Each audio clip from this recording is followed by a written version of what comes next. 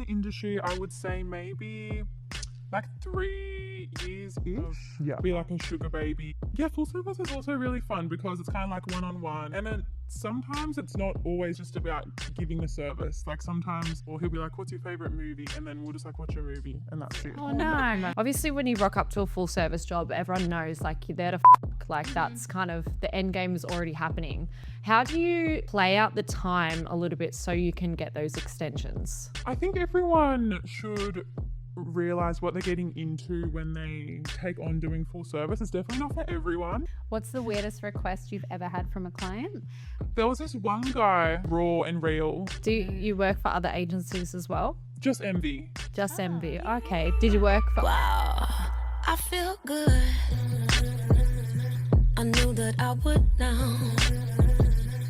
I feel good. Welcome to another episode of the Spicy Waitress Diaries. Today we have one of our new workers with Envy. Her name is Paris. She's been one of our most booked girls this year. She does full service and topless waitressing. Welcome, Paris. Hi, thank you so much for having me. Thanks for jumping on. How long have you been in the industry for?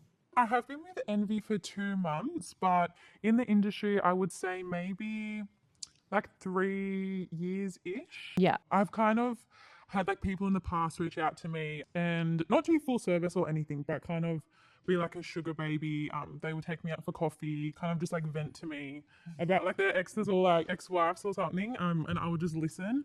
I do get gift like some bags and things like that, but yeah, it was very, very chill. Okay. What was the experience like with that, with safety wise and booking it all yourself? So unsafe, literally just from like an Instagram DM. This guy, I think we used to go to like the same school or something, but I was obviously a lot younger.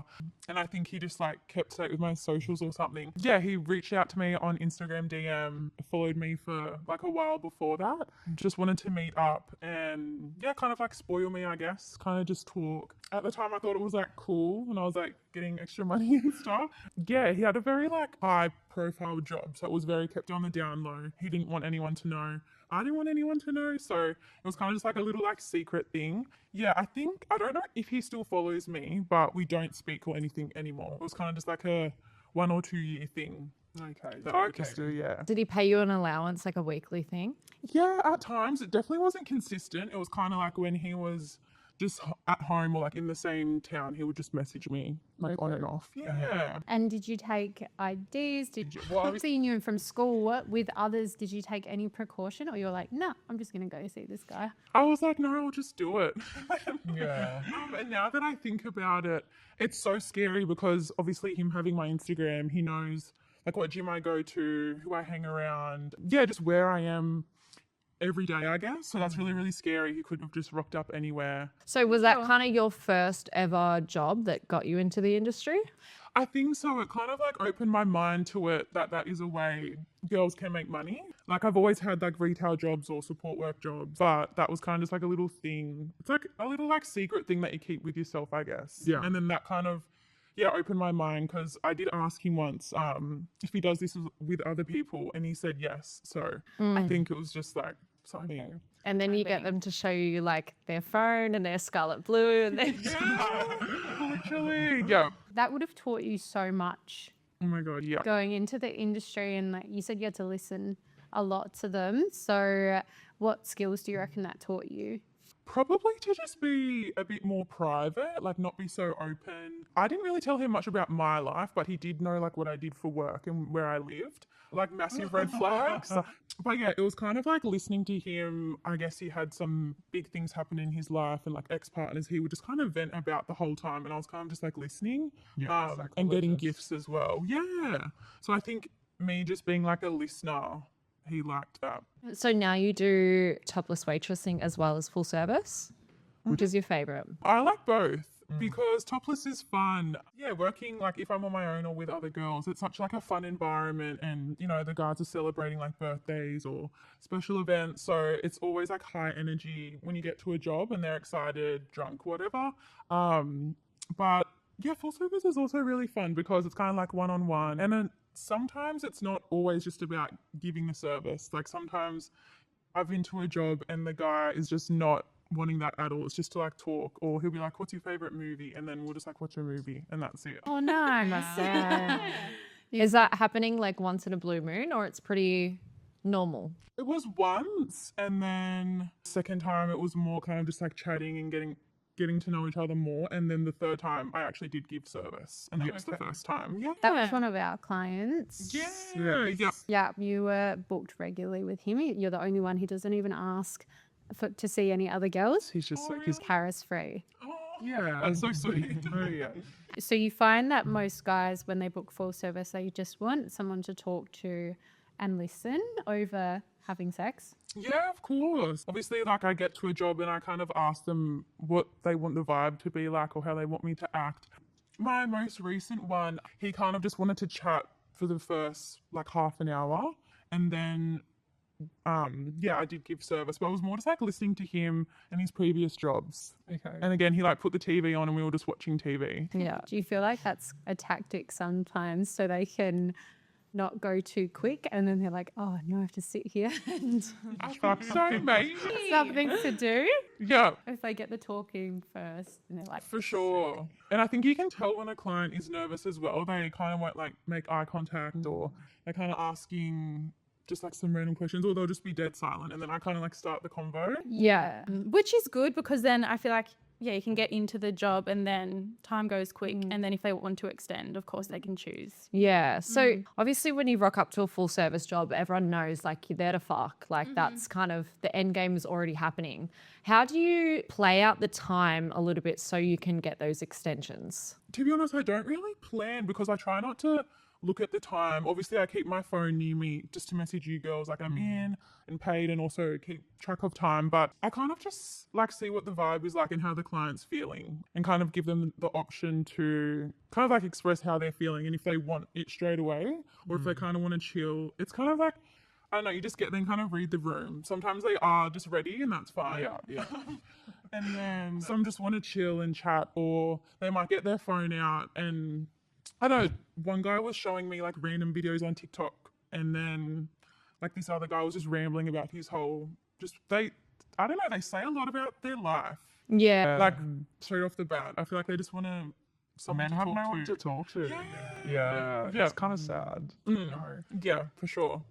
So do you ever see photos of the clients before, or you just rock up, you don't know who it is? Well, you've got your description, but Yeah, I think we just have the description, and like whether they even give their proper name or something, who knows? But yeah, don't see any photos, just go to the job. yeah. Is that scary? Have you ever been shocked? Yeah. I have once. This was my answer for one of the other questions. I went to this job one night and it was super late, and yeah, it was in our hotel, and he was great, by the way, like great client, really, really nice. But I got there and he looked so similar to Jeffrey Epstein, and I fully convinced myself. Like, I know girls do background checks, but I fully convinced myself that it was him. And I was like wigging out, like, oh my god, like, is this Jeffrey Epstein? And then he like got out his wallet. Another thing, he was showing me notes from Dubai because I was like curious, like what the money looked like, and he had been there, so I was like, oh, show me a note. And then like he pulled his wallet out, and to the side was his ID, and his name obviously wasn't Jeffrey Epstein, like obviously, but I just convinced myself, and I was like freaking myself out because it was like a dark hotel, couldn't really see. Yeah. And then I went to the bathroom like halfway through, and I was like, it's not him, like stop freaking out. Yeah, gave myself a pep talk. You would have just like other things. You're a little bit you've been too old thinking for in him. your- Actually, oh, I'm so young. Oh my god. So with Envy, we do two types of full service experiences. There's the girlfriend and then there's the porn star. So have you done both? You do both? I think I've definitely done like the porn star side. I feel like if you've done full service before, you know, you want the client to have a great experience. So you're kind of like exaggerating it and like being dramatic and like just acting like a porn star, I guess, which is fun because, yeah, I don't know. It's like fun for me because I like acting, like, so I can just like switch my personality and then act like that. But I think I have done more of the girlfriend service too, like just chilling. It's a bit more like flirty.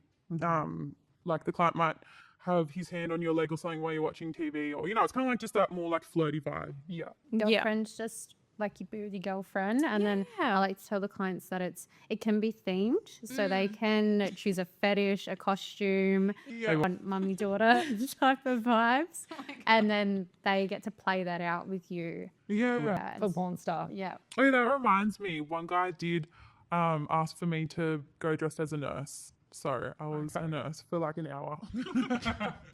Playing doctor. Yeah, literally. Over your 3 years of working, you'd have lots of stories to share. What's some that come to mind?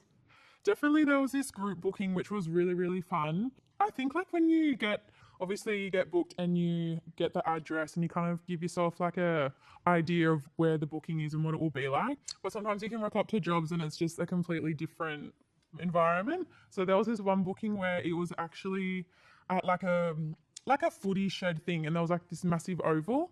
It was a pretty funny story. I actually ran like 2 laps of this oval with these guys, and one of them fell over and like rolled his ankle because it was pitch black, like there was no light, and you were running naked. Yeah, pretty much. Yeah, I think I only had like the clip-on thing. Got it. What you also call yeah, that. And yeah, just sprinting on like wet grass at like midnight. And he's fallen over and rolled his ankle. Yeah. Oh, wow. And Yeah, you I just kept running because I wanted to be in a race. Yeah. guys had a similar job like that ages ago. We did sprints in the dark, and it's so funny when you actually get around it with the boys. I feel like that just creates such a better vibe for them. Yeah. But like, We want you back. Yeah, they think it's so funny. Yeah, like waitressing is entertainment, getting involved, having fun, and Yeah, sometimes you have to sprint with guys to make an impression. It's not just being a pretty face. So obviously a lot of the sex work industry is glamorized.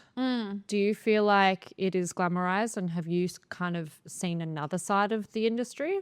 I think everyone should realize what they're getting into when they take on doing full service. It's definitely not for everyone.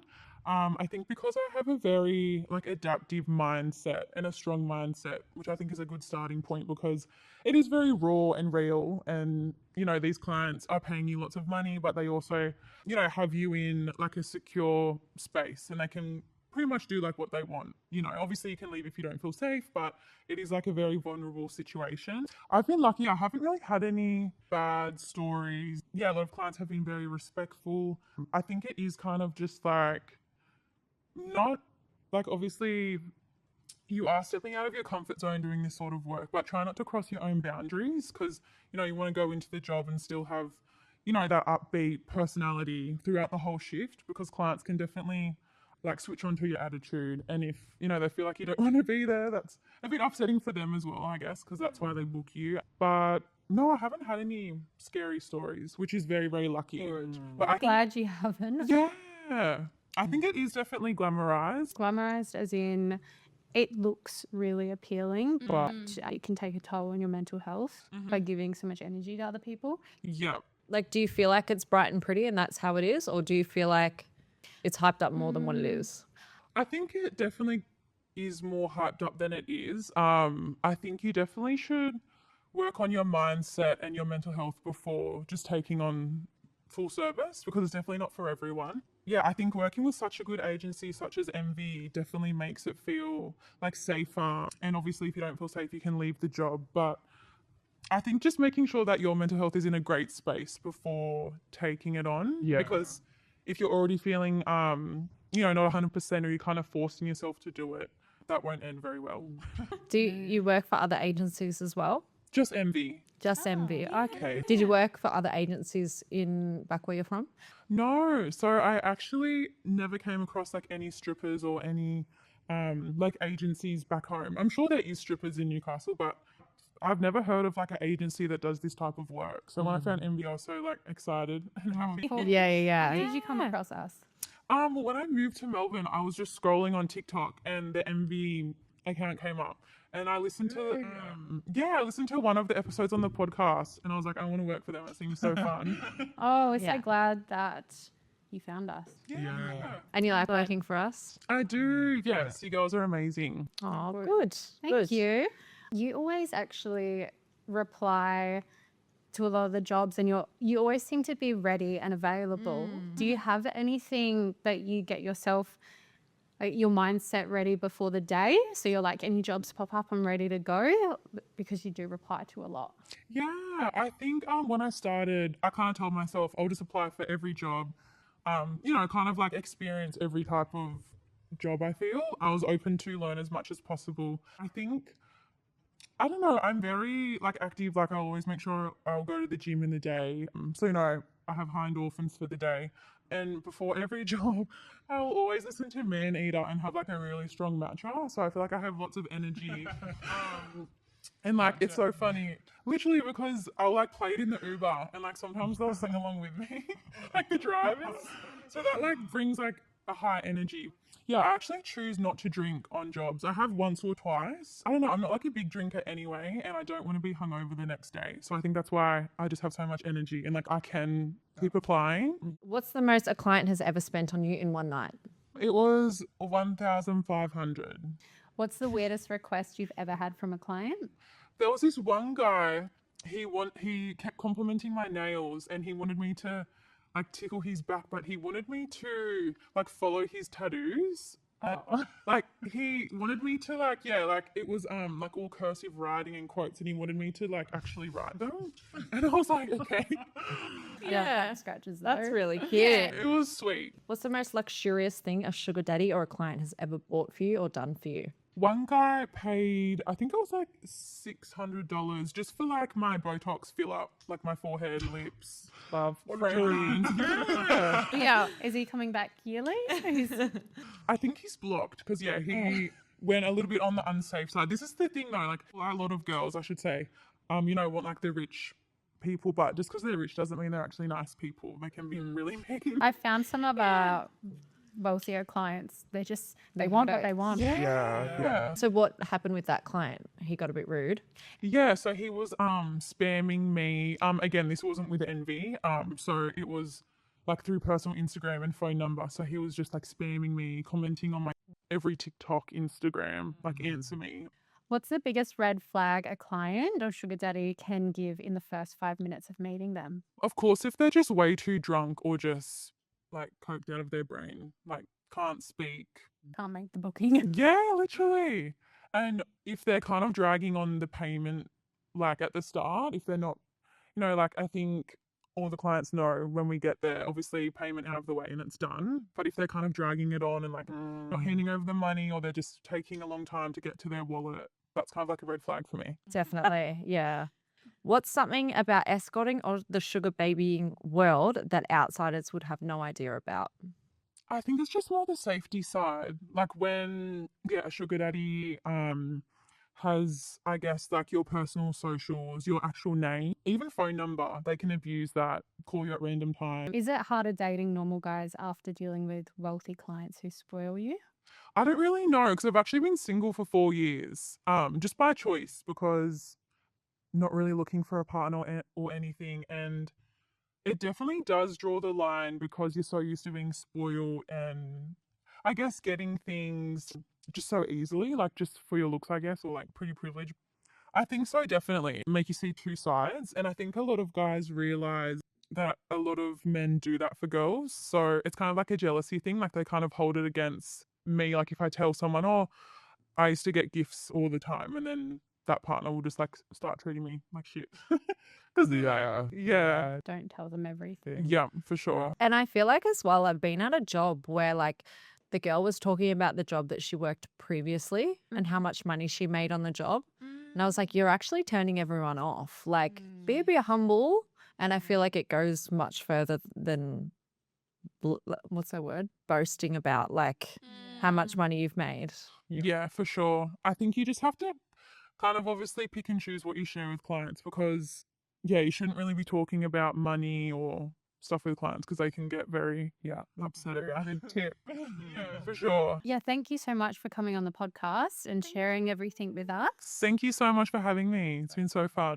Thank you for watching another episode of the Spicy Waitress Diaries. Please don't forget to like, share, and subscribe. We'll see you on the next episode.